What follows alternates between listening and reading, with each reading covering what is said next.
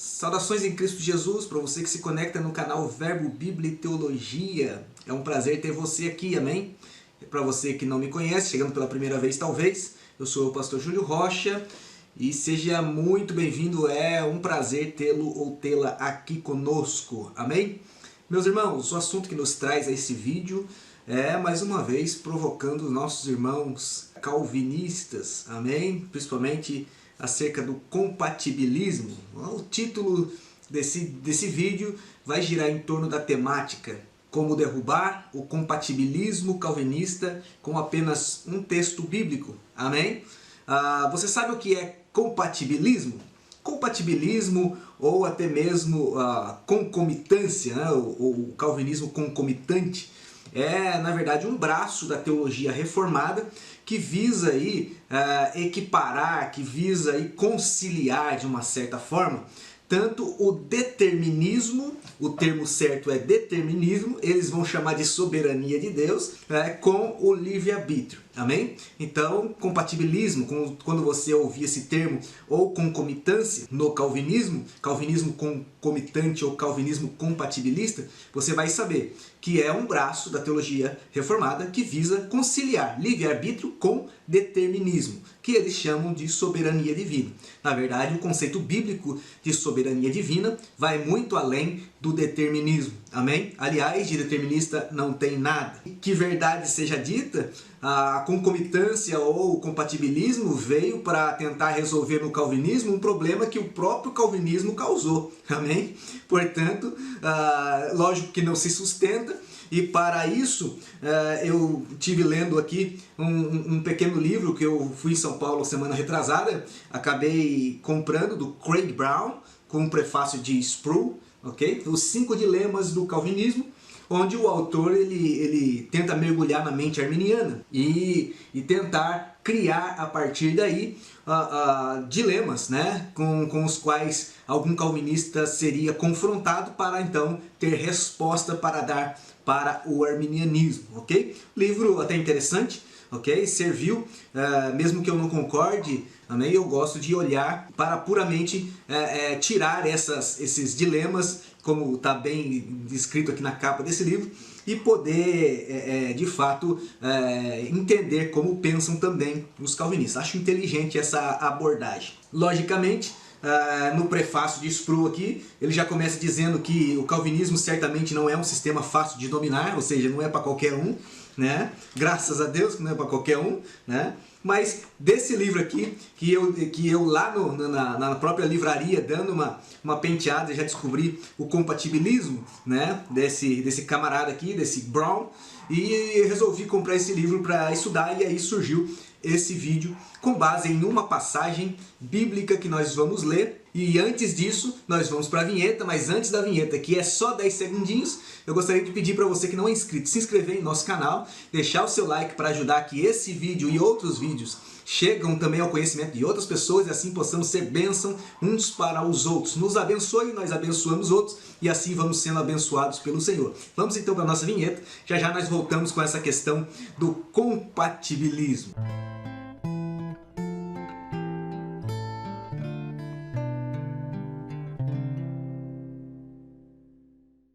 Pois muito bem, meus irmãos, como adiantado no começo desse vídeo, o compatibilismo veio para consertar um problema que o próprio calvinismo criou, abraçando aí, né, teorias gnósticas e teorias estoicistas, como até Joséfo, né, dá aí a entender na sua narrativa acerca da história dos hebreus. Isso é assunto para uma outra oportunidade. Mas o compatibilismo, ou seja, essa ideia de conciliação entre o determinismo e o livre-arbítrio, é possível nas palavras de Brown, fazendo aí, né, uma citação que eu quero deixar projetada para você e eu vou ler aqui enquanto você também acompanha aí.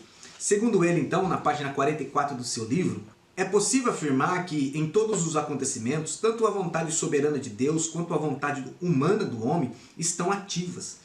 Deus faz a sua vontade não pelo cancelamento da vontade da criatura, mas operando através da vontade da criatura. Ou seja, ele está querendo dizer aqui que a vontade da criatura é a vontade do próprio Deus. Veja você se isso faz algum sentido. Para mim, realmente não faz. Ele continua.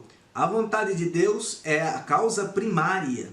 ele opera nos bastidores, por assim dizer, desde o início dos tempos, para planejar e iniciar tudo o que acontece. A vontade do homem é a causa secundária, realiza os acontecimentos de forma coerente com a vontade do Senhor. Logicamente que isso é possível em partes, amém, irmãos? Porque a fé nada mais é agir por fé, é agir conforme a vontade do Senhor. Isso é feito para crente, não é feito para todo mundo. Mas o que ele quer dizer aqui é que a causa primária está por trás da causa secundária, e tudo que a causa secundária faz é uma mãozinha que se mexia e os bichinhos ficavam mexendo, sabe? Aquele marionete. Então é mais ou menos isso, né? O que se entende quando Brown ele dá a definição aqui desta compatibilidade ou desse compatibilismo, ok? Acerca do que ele chama de soberania, que na verdade é determinismo. Eles são calvinistas deterministas, ou ele é, né, junto com o Sproul, que era calvinistas deterministas, e ao mesmo tempo compatibilistas. Diferente, por exemplo, de Norman Geisler, né, que era, no seu livro Eleitos Mais Livres, né, ele mostra um calvinismo moderado que acredita sim no livre-arbítrio e não é determinista, né? Então há uma diferença aí em linhas, né, de calvinismo. Obviamente ele usa o respaldo, né, tanto do professor e do prefaciador aqui, eu não sei se esse é o termo, né, do seu livro, né, Sproul, como também de Gruden, que é um dos maiores expoentes do calvinismo, principalmente aí na ala acadêmica. E Gruden também vai dizer, na citação que ele faz no seu livro, o seguinte, acompanha aí: o fato é que Deus coopera em toda a ação com as coisas que foram criadas, direcionando suas características distintas para levar a agir como fazem. Percebe você, antes de passar à próxima citação, que ele começa parecendo alguma coisa como graça preveniente, né? O fato é que Deus coopera em toda a ação com as coisas que foram criadas. Até aí parece graça preveniente, mas conhecendo o perfil determinista desses escritores, aí fica mais evidente quando as intenções aparecem. E aí ele termina dizendo, direcionando suas características distintas para levá-las a agir como faz. Ou seja, é Deus quem leva todo mundo a agir como eles agem.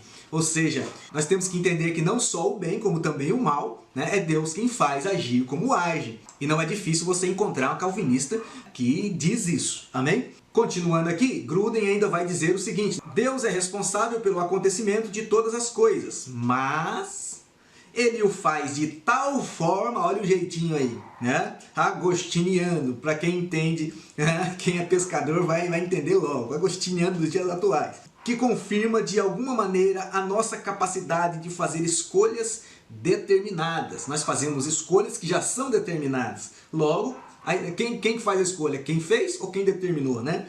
E responsáveis, que têm resultados reais e eternos, e pelas quais somos responsabilizados. As Escrituras não nos explicam exatamente como Deus alia o seu controle providencial. Na verdade, ele é um joguete aqui também. Esse controle não é providencial, coisa nenhuma. Esse controle é determinístico, né? É um controle ditatorial, né? Com nossas escolhas determinadas e importantes. Entretanto, em vez de negar um aspecto ou outro, simplesmente porque não podemos explicar como ambos podem ser verdadeiros, devemos aceitar ambos na tentativa de sermos fiéis ao ensinamento de toda a Bíblia. Amém, irmãos? Portanto, estão aí as citações, tanto de Brown como de Gruden, né, acerca da definição, né, e também do conceito geral do que é o compatibilismo. Para você ter a dimensão do impacto que essa teoria compatibilista ela causa nas pessoas, eu vou deixar aqui duas citações para vocês avaliarem como essas asseverações, logicamente infundadas, elas impactam na nossa lógica e na nossa maneira de conceber, até mesmo bibliologicamente, a ideia de Deus. Amém?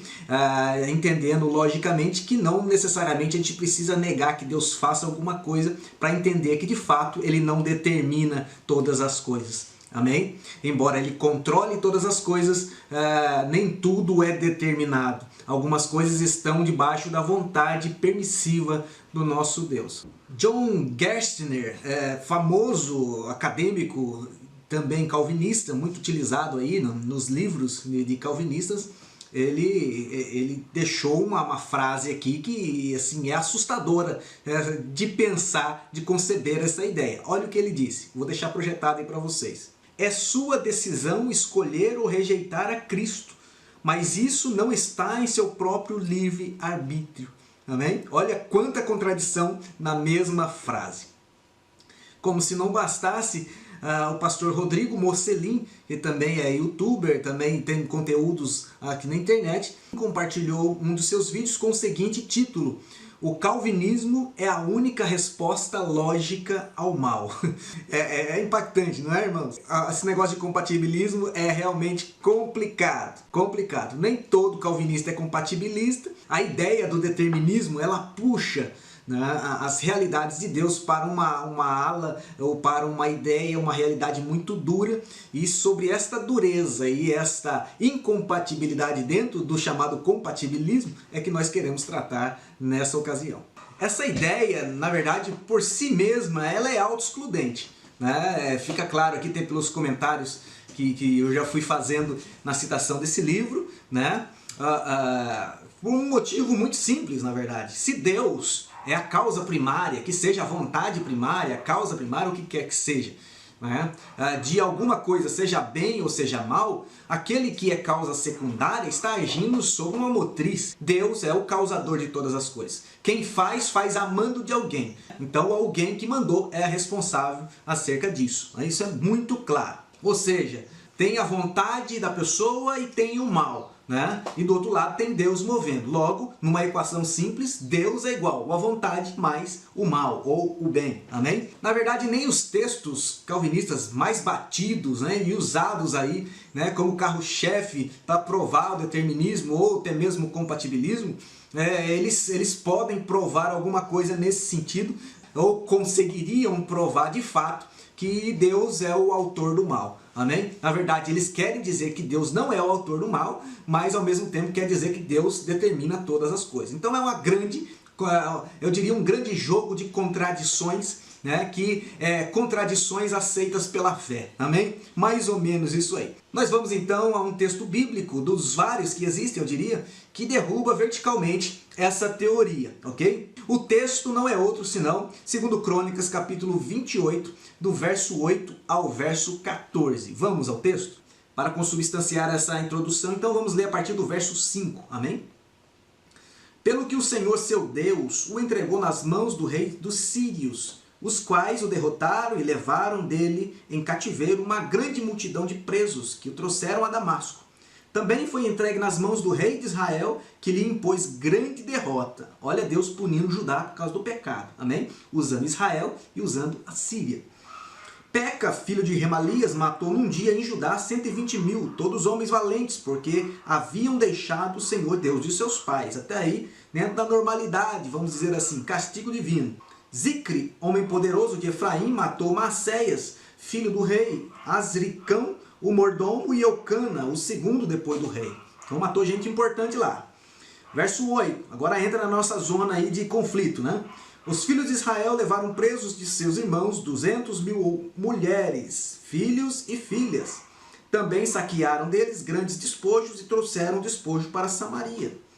Estava ali, porém, um profeta do Senhor, cujo nome era Obed, que saiu ao encontro do exército que vinha para Samaria, e lhe disse: porque o Senhor, o Deus de vossos pais, se irou contra Judá, ele os entregou nas vossas mãos, e vós os matastes com uma raiva tal que chegou até os céus. Olha aí, irmão. E agora quereis fazer escravos os filhos de Judá e de Jerusalém. Mas não sois vós mesmos culpados para com o Senhor vosso Deus? Que negócio é esse? Espera aí. Deus mandou Israel, né? A Israel fez, aí Deus repreendeu. Mas que negócio é esse? Vamos continuar aqui. Agora, pois, ouviu-me tornar a enviar os prisioneiros que trouxeste presos de vossos irmãos, pois o ardor da ira do Senhor está sobre vós. Deus manda, depois Deus repreende, depois Deus se ira. Que negócio é esse? Né? Tudo isso por causa de uma raiva tal, que nós vamos ver qual que é. Então se levantaram alguns dos homens dentre os chefes dos filhos de Efraim, Azarias, filho de Joanã, Berequias, filho de Messilemote, Geisiquias, filho de Salum, e Amasa, filho de Radlai, contra os que voltavam da batalha.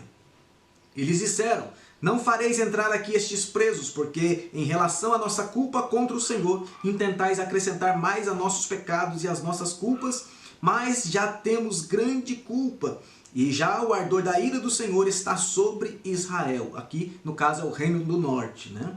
Então os homens armados deixaram os presos e o despojo diante dos líderes e de toda a congregação. Veja então, meus irmãos, vamos alinhar em ordem. Eu vou deixar algum lugar aqui na tela escrito para vocês, né? Judá peca, Deus pune, Deus entrega Judá na mão dos inimigos. Quem eram os inimigos? Síria e Israel. A Síria derrota Judá, né? Até aí tudo bem, cumpriu a ordem de Deus. Deus mandou, entregou, amém. Israel também faz. Deus manda voltar. Deus mandou voltar Israel e a Síria? Não, a Síria fez. Mas Israel, Deus fez voltar. Por quê? Verso de número 9. Matou com uma raiva tal, usou o profeta Obed para mandar o povo parar com aquela gana, com aquela raiva que foi para cima do povo, porque a raiva foi tal que subiu até os céus. E diz mais, verso 10 em diante, Deus se irou com aquilo que ele próprio mandou. Ou seja, Deus manda, o povo faz, Deus se ira com o que o povo fez. Como é que negócio é esse? Como o compatibilismo se ajusta a essa situação? Logicamente, diante da raiva que eles tinham, 180 mil mortes, 200 mil cativos, né? Teve um saque terrível, né? Mulheres e crianças, né? E essa raiva toda, como é que se explica isso? Amém, irmãos? Logicamente, se não há determinismo, é mais fácil de explicar, por causa da permissividade divina. Amém? Agora, o que não se justifica é, eu dou uma ordem para fulano, fulano vai e executa e eu fico irado com ele. Não tem como. Amém? Que o erro do compatibilismo é evidente disso, não temos dúvidas. Amém, irmão?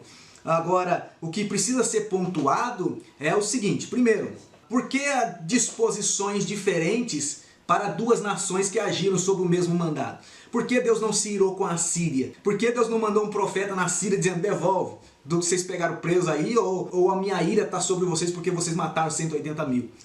Por quê? Porque foi a mesma ordem. Por que tratamentos diferentes para duas nações? Amém? Que Deus bipolar é esse? Segundo, por que Deus se irou contra Israel? Por que Deus se irou contra Israel e não se irou contra a Síria? Isso o calvinista, compatibilista precisa explicar também, precisa se entender com isso aí. Terceiro, se Deus é a causa, como diz as premissas calvinistas, né? Deus não só deseja todas as coisas, como também as determina, incluindo o mal. Se Deus é a causa, nesse caso, da guerra e da punição a Judá através da espada, por que Deus depois se arrepende e ira? Afinal de contas, Deus se ira ou Deus não se ira? Afinal de contas, Deus sabe o que faz ou não sabe o que faz? Amém, irmãos? É um assunto sério, é um assunto de muita seriedade, é um erro teológico, ao meu ver, problemático e muito problemático, amém? E precisa, na verdade, se entender aí, né, com relação aos preceitos utilizados dentro do compatibilismo, para poder ver de fato que o compatibilismo ele não compatibiliza coisa nenhuma. Amém, meus irmãos? Ele somente denigre a imagem do Deus Santo da Bíblia, amém? Que nós sabemos é um Deus que opera também por vontade permissiva e não é um Deus determinista. E se nós sairmos do determinismo, isso fica muito bem claro que a ordem de Deus foi dada e que a execução, na verdade, o homem se utilizou da graça pela palavra e pela concessão que Deus deu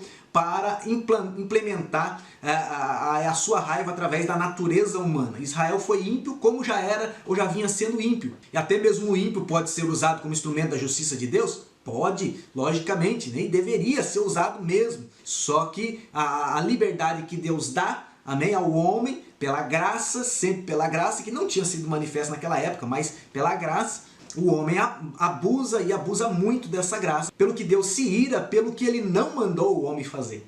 Na verdade, o compatibilismo nunca vai poder dizer que Deus não mandou Israel se irar, amém? Porque Deus determina todas as coisas. No calvinismo, é ele quem tem a vontade primária. Lembram disso? Do conceito de Gruden? Do conceito de Brown? Amém? Então o compatibilismo não pode, né, responsabilizar o homem por nada. Ora, irmãos, É muito óbvio, é muito claro de enxergar isso. Só mesmo um calvinista compatibilista para acreditar nessa teologia que não se fundamenta à luz de 2 Crônicas, capítulo 28, do verso 8 ao verso 14 especificamente. Amém? Mais uma vez nós reforçamos que você deixe seu like para que esse vídeo possa chegar a outras pessoas. Se inscreva em nosso canal se você não é inscrito. Se quiser se utilizar dos campos comentários para poder tecer algum comentário, fique à vontade. Amém? E no mais, que Deus abençoe a sua vida e até o próximo vídeo, se Deus quiser.